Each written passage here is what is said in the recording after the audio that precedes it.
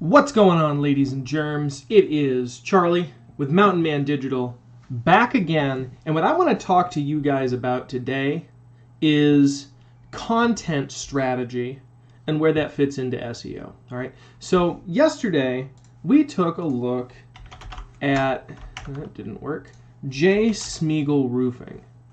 And I'm using this guy because he probably just bought $20,000 in billboards around my town. So he is just front of the brain, as you could imagine, because I'm just seeing him all over town. But this is a great example of throwing money at a problem and just really hoping it works out. And sometimes it does, right? Like I see his trucks getting some work, but I wonder if he's breaking even quite yet. So, when we take a look at this site here, I know these are stock photos, right? It's killing me, okay? I look at like services and like roof inspections, right? This might be the most boring page I've ever seen, okay? It just ain't doing it for me. And this is what I mean when I talk about a content strategy, okay? This isn't the way that I, as a homeowner with an eminently leaking roof, doesn't leak yet, but it's real old, this is not the content that I want to absorb, right? It's, at least to me, it's so friggin' obvious that this is just like content mill garbage that someone put together to try and like just trick the Google algorithm into throwing it on the front page. Right? And we looked at his traffic yesterday in that like 3-minute video where I show you a basic assessment of the site, right? And it's so obvious because he's ranking for like 400 keywords, but getting like 100 site hits a month, and all of the words that are driving him traffic are not keywords that are getting him business, right? So I'm sure like he probably paid some SEO guy a whole bunch of money to make this site. I wonder. Yeah, this site is not copyright marked anywhere. So I do wonder who he paid to do this. Might have made him take it off. He didn't want to give him the free advertising. But yeah, there's a lot of things missing here.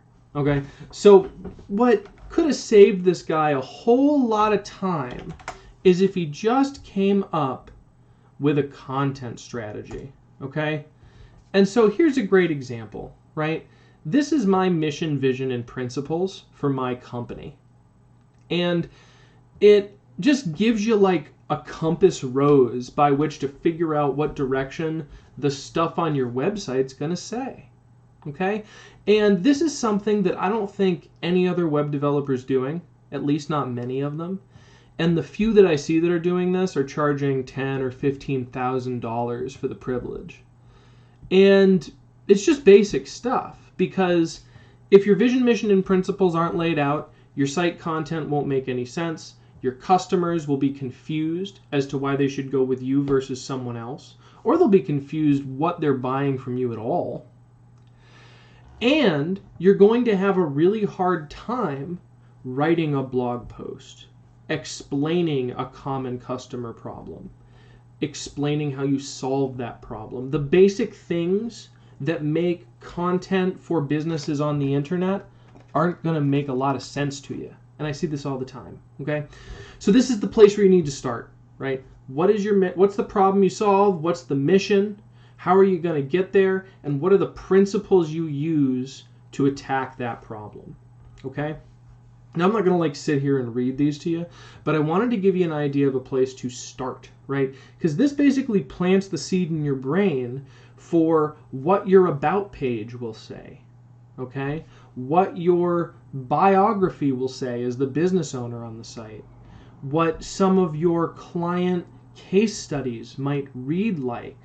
You know, some of these simple terms that you're going to use in there over and over again to really drive home to your potential customer what you do and why. Okay?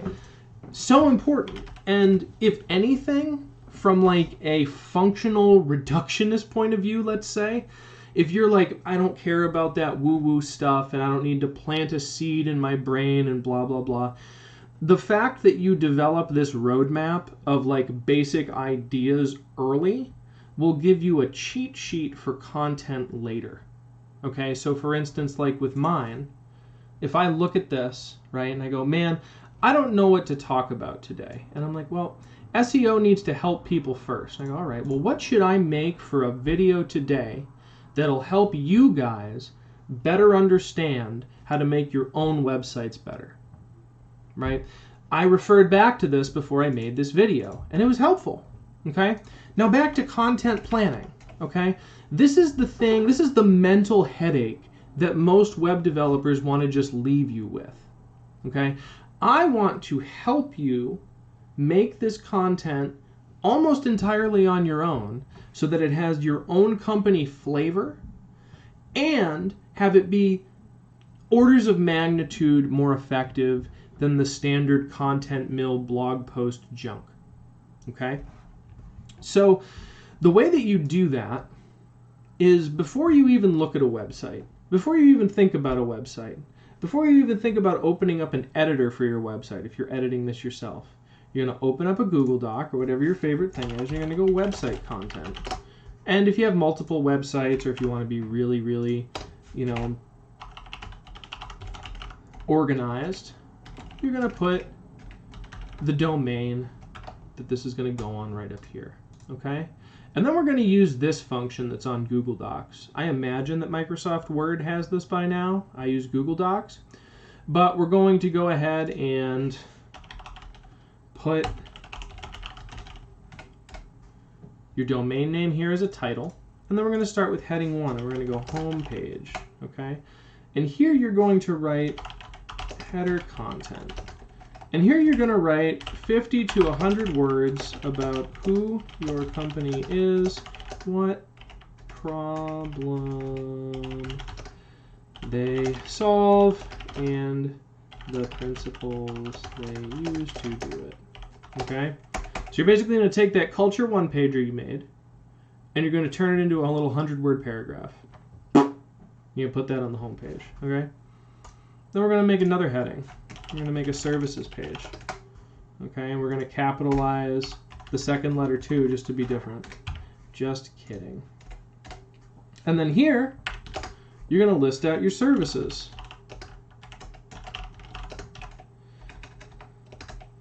And you're going to keep this section small, okay, like 5 at the most, okay, because a lot of people think of services as like specific functions that you do, right, on behalf of a client. So if I had a services page like that on my website, I could have like mobile page speed optimization, desktop page speed optimization, pagination, content planning, WordPress installations, WordPress custom theme development. Right? Are you bored yet? Because I am.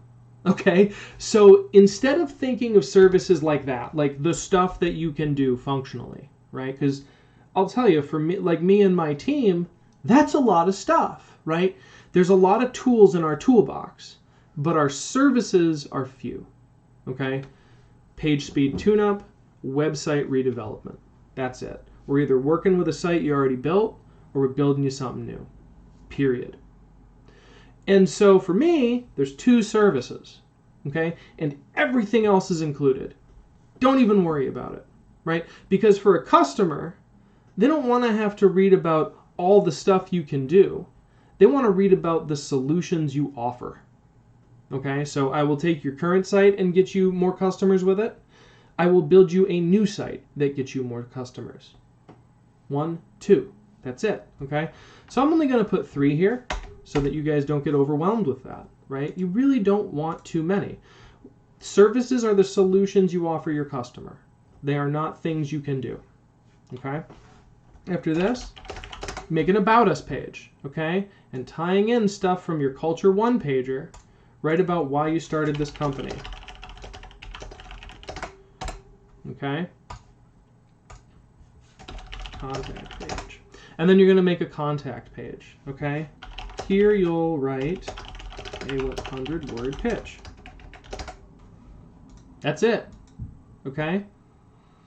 And then, finally, ooh, come on, baby. Work for me. You'll make a blog page. Blog post. Shoot for 500 words. Okay? So, tying in the vision, mission, and principles, the problems you solve, and your pitch, write yourself a first blog post that is relatively short and helpful to your potential customer. What's something that they would go, oh man, I'm so glad I know that. That helps me solve problem X. That's what you want to make for your first blog post. Okay? So after you do that, you have all the content written for your website. Okay? Very, very easy if you do it in a Google Doc first, right?